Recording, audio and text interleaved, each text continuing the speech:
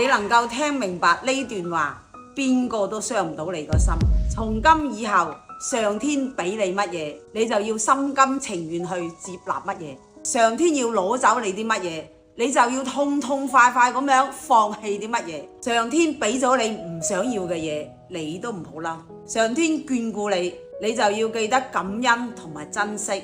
上天唔得閒理你呢，你就安心咁做好你自己。上天俾本書俾你，翻到邊一頁你就認真咁樣讀好邊一頁。得之我幸，失之我命。所有嘅失去都係上天喺度幫緊你，所有得到嘅上天都會標注住使用期限。所以呢，千萬唔好糾結失去嘅嘢，失去只係讓你避坑。失去咗之後呢，佢會還俾你幸運，又唔使話刻意咁樣去攞到。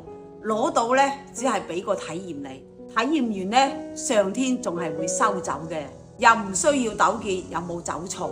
錯咗嘅話，咁咪由佢錯咯。你點解一次一次咁樣去後悔呢？你要相信一切都係最好嘅安排。其實人生邊度有咁多對錯啊？有嘅只係你嘅執着。順其自然呢，就係順從天意。所以人生啊，一定唔好追求太圓滿，太過執念圓滿，你就係喺度違背天意。因為上天冇可能乜嘢都俾你嘅，但係呢，佢亦都唔會話乜都唔會俾你。人旺呢，可能財就唔旺啦；財旺呢，都可能人唔會旺。人財兩旺嘅話，命可能就冇咁長啦。你睇下，有啲人家財萬貫，但係冇人繼承；但係有啲人佢一生清貧，但係佢子孫滿堂。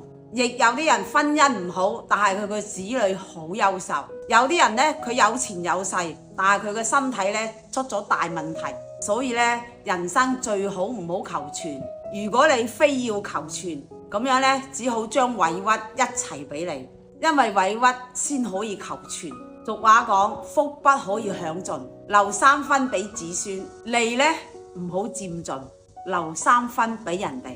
功不能貪盡，讓3分俾人哋。人生自古以嚟呢，就最忌諱係圓滿，半貧半富半自安，半命半天半機遇，半曲半折半行善，半聾半啞半糊塗，半知半語半聖賢，半人半我半自在，半醒半醉半神仙，半情半愛半苦樂，半俗半禪半隨緣啊！